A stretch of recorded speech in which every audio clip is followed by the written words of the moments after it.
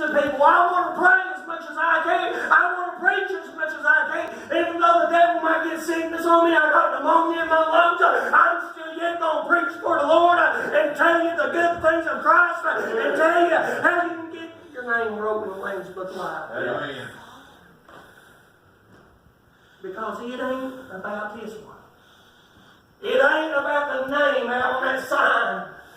It's about Christ. Amen. In the Word about Christ. And the Scripture tells us in the end of the Gospels, He gave a commission to the disciples, and we're disciples. The Scripture called us disciples. We are disciples. He said, go into all the world, not just freedom, not just the free wills, not just the conference, not just to the missionaries of this conference, but to all the world, and let them know and compel them to come in. Amen. Shallow in their dreams about Christ, and they're shallow in their dreams about the church.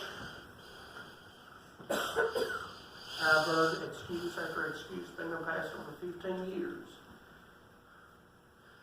Why ain't people getting saved? Why ain't the church pews overflowing? Why ain't this? Why?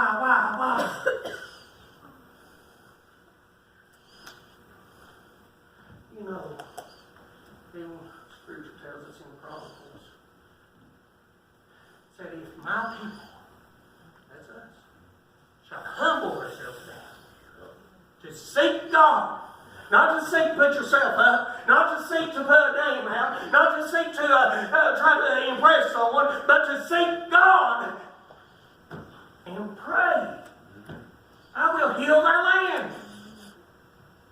We need to put God in the foremost. We don't need to put Him on the back shelf. We don't need to put Him on the back burner. We need to put God in front and let the world see God before anything else in here. Amen. Amen. They're shallow in their dreams of the church and shallow of the dreams in the children. It's up to us, mommies and daddies, to teach them. It ain't Mama's place. It ain't Papa's.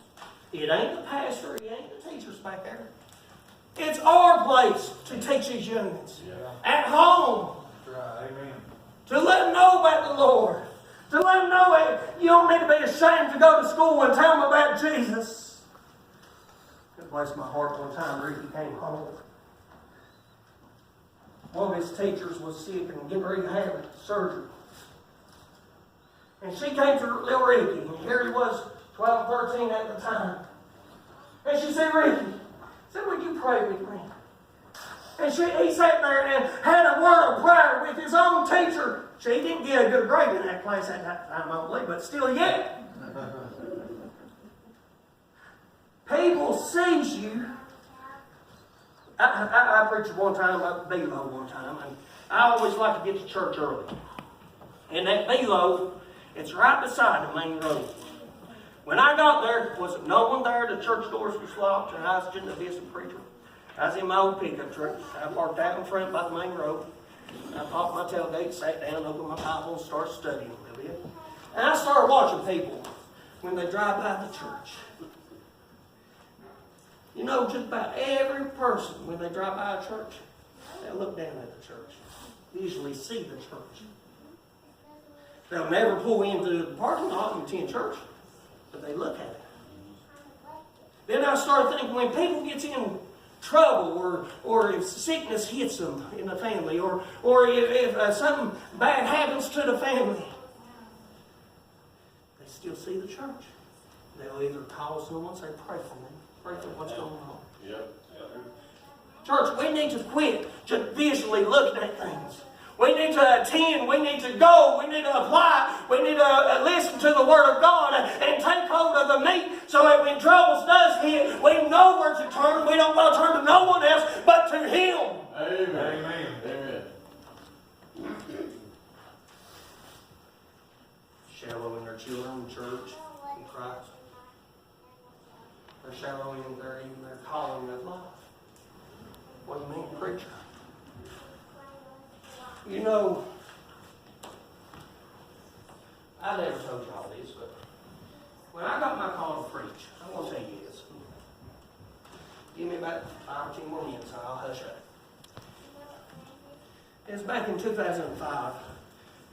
I got hurt on the railroad back in 2000, gone through 6 surgeries on my right leg alone. And the last surgery, the doctor said, you can't work no more.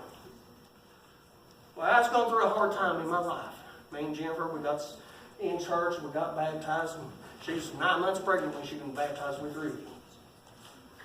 And I started praying, and I got up in the middle of the night. I heard something. I heard something in through the house. I thought for sure, little Ricky was a little child about Joe's age right now. I thought for sure he got out of bed and got into the kitchen getting to them cookies or something. So I got up, I was going to go in there. I was going to tan his hide for getting out of bed and getting into meetings. But when I walked down the hallway, I looked in his bedroom. He was sound asleep. I walked on down to the kitchen, didn't see nothing, so I stepped outside. I looked down one side of the house, I walked into the front side of the house and looked. I said, Lord, I know I heard a noise. I know that I ain't going crazy just yet. I was only 24, 25 years of age.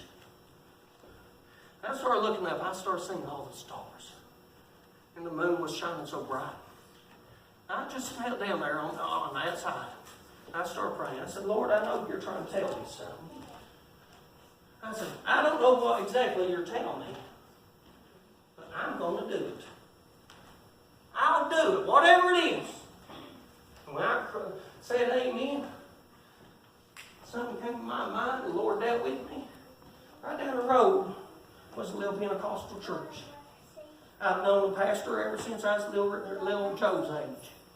They was getting ready to have a weekend revival. Well, I got up the next morning, drove down there, and Tommy came over and sat me in the office there. I said, Tommy, I said, you never believe what happened to me last night. He said, what's that, Rick?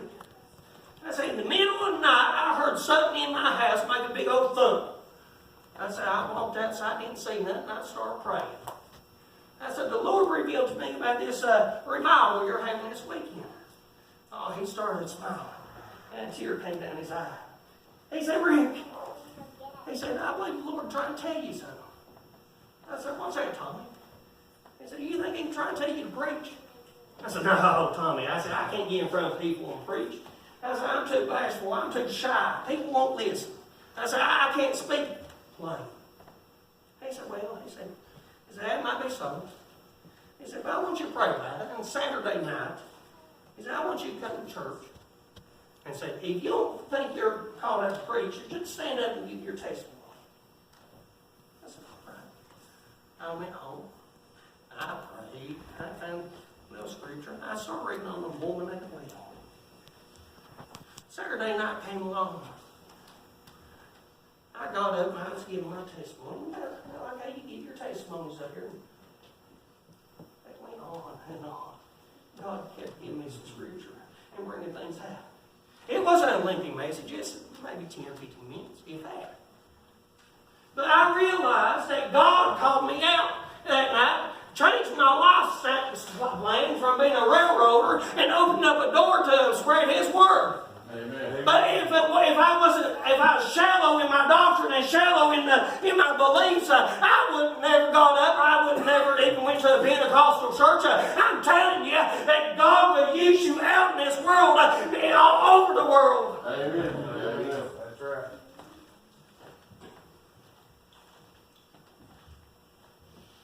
Some of us might be called to do something we're just playing in shallow water right now. Don't be scared.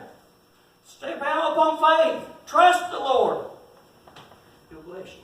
Last thing, I'll shut up here. I told all Christians are shallow in their dedications. Luke 5:4. Now when they had left speaking, He said unto Simon, launch out into the deep and let your nets for the drop. A lot of people and a lot of Christians, they just want to give up. Don't work the first time, they ain't never gonna work. Amen. Yeah.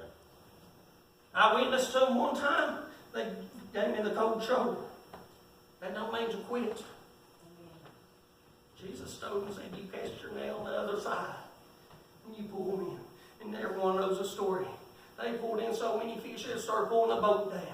Let me tell you, church, when you step out and you listen to God and you be persistent and you don't quit, you'll start bringing in fish. You'll start winning souls for Christ. You'll start seeing the church members coming back. You'll start seeing visitors